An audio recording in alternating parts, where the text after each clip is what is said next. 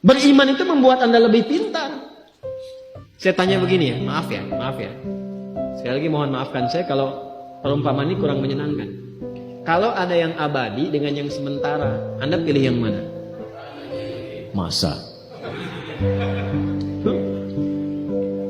Sholat itu untuk yang abadi atau yang sementara? Abadi. Baik. Mobil itu untuk yang abadi atau yang sementara? Pilih yang abadi apa sementara?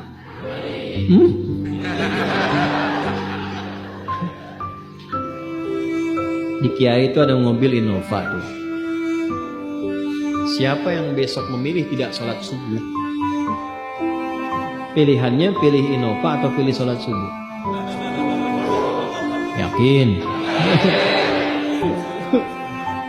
Kalau saya pilih Innova dipakai untuk mengantarkan sholat subuh. Nah itu lebih bagus. Ya. Jangan dipotong sampai situ ya. Ya bisa aja kita pilih Avanza, bisa pilih Ferrari, bisa pilih Pajero ya.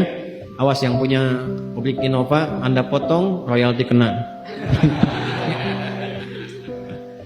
Paham?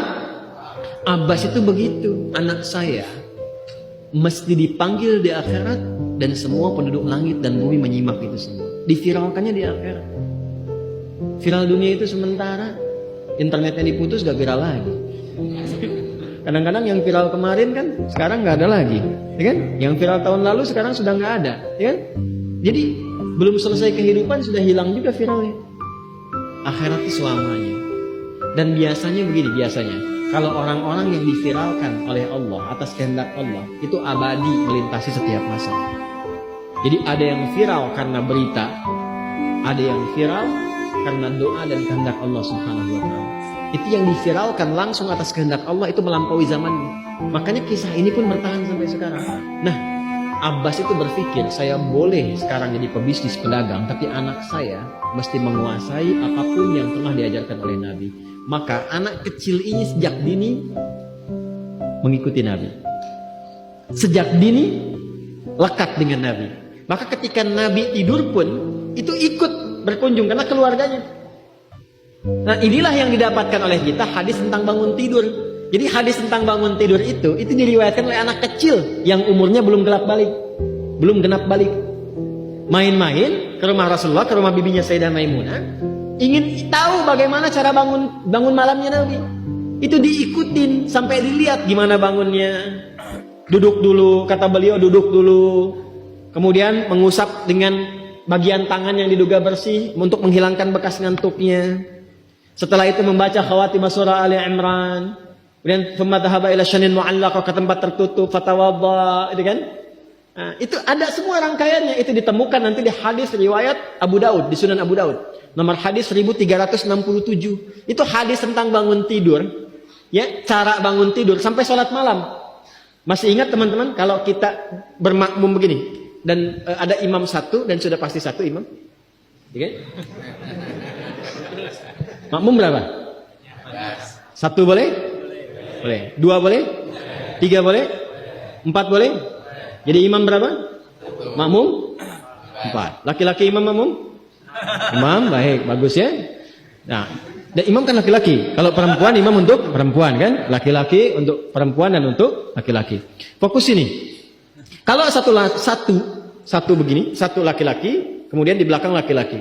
Ini kan posisinya boleh sejajar kan? Ya kan? Yang imam ini, makmum ini kan? Tadinya di belakang, tarik begini sejajar. Ini yang meriwayatkan anak kecil yang belum balik itu. Itu riwayat Ibnu Abbas. Satu paket. Termasuk sholat, kemarin kan kita tarawih kan? Sholat malam. Yang dua rakaat itu kan? Ya, sholat malam yang sampai 11 itu, tambah khafifatain 2. Itu riwayat ini. Yang sholat tahajud malam yang 11 rakaat, tambah khafifatain 2. Itu riwayatnya ini. Tutup dengan witir 1 rakaat. Itu anak kecil yang meriwayatkan. Dan tahukah Anda, sepeninggal Nabi SAW, Abbas bapaknya ini hafal 200 hadis, anaknya Abdullah hafal 2000 hadis. Begitu caranya. Anda di sini ada yang diplomat, yang di kantor, yang taruhlah berdagang misalnya, ibu rumah tangga, ya, dan sebagainya. Boleh nggak apa-apa. Saat ini kita mungkin belum maksimal. Tapi jangan biarkan ada satu di antara anak keluarga kita yang tidak jadi kebanggaan di akhirat. Tolong ya. Tolong pulang dari sini dilihat. Anak Allah titipkan kepada saya berapa anak. Tolong siapkan jadi kebanggaan akhirat.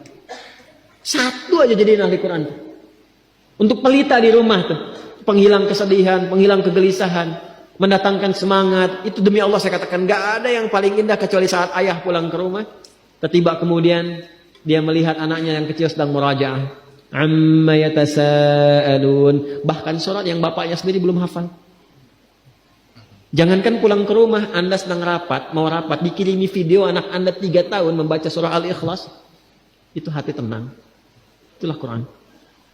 Itulah Quran. Maka belajar dari Ibnu Abbas ini, apa yang terjadi? Ketika orang tua mampu memfasilitasi anaknya demikian, sekalipun orang tuanya tidak mencapai apa yang diraih oleh anak, tapi orang tua mewarisi setiap pahala yang dihasilkan dari anak itu. Karena itulah setiap hadis yang diriwayatkan oleh Abdullah kecil ini, Ibnu Abbas, maka semua doa tersambung bukan hanya untuk beliau, tapi juga untuk keluarganya, untuk orang tuanya. Karena itu kalimatnya bukan radhiyallahu ta'ala anhu, tapi anhuma, untuk Abdullah dan bapaknya.